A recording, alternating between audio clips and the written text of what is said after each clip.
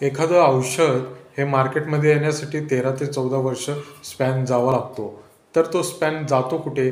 तर त्यावर clinical trials होतात आणि त्याच्या थ्रूच सेफ्टी आणि एफिकेसी ऑफ दी ड्रग आपल्याला कळते.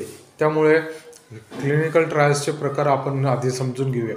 क्लिनिकल ट्रायल्स म्हणजे अशा ट्रायल्स केल्या जातात की त्यामध्ये ड्रग किंवा त्याला इंटरव्हेन्शन किंवा एखादं इन्स्ट्रुमेंट हे त्याच्या फायद्यासाठी आणि सेफ्टीसाठी पार्टिसिपंटवर सर्च केलं जातं, पार्टिसिपंटवर चेक केलं जातं.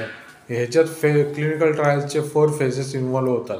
Phase 1 clinical trial, phase 2 clinical trial, phase 3 clinical trial आणि फेज 4 क्लिनिकल ट्रायल्स.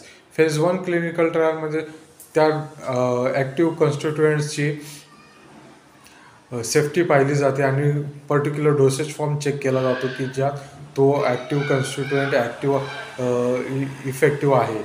तर सेकंड टाईप आहे क्लिनिकल ट्रायल्सचा फेज 2 ट्रायल. फेज 2 ट्रायलमध्ये त्याची इफेक्टिव्हनेस चेक केला जातो की how much the drug is effective for particular disease.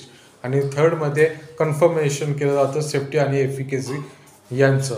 आणि फेज 4 ट्रायल असतात. Phase 4 trial ह्या पोस्ट मार्केटिंग सर्व्हेलन्स म्हणून आपण त्यांना संबोधतो. म्हणजे तो मार्केटमध्ये प्रॉडक्ट आणला जातो आणि त्याचे मोठ्या पॉप्युलेशनवर किती प्रमाणात तो ड्रग सेफर आहे आणि त्याचे साईड इफेक्ट दिसून येतात का नाही हे चेक करू शकतो. धन्यवाद.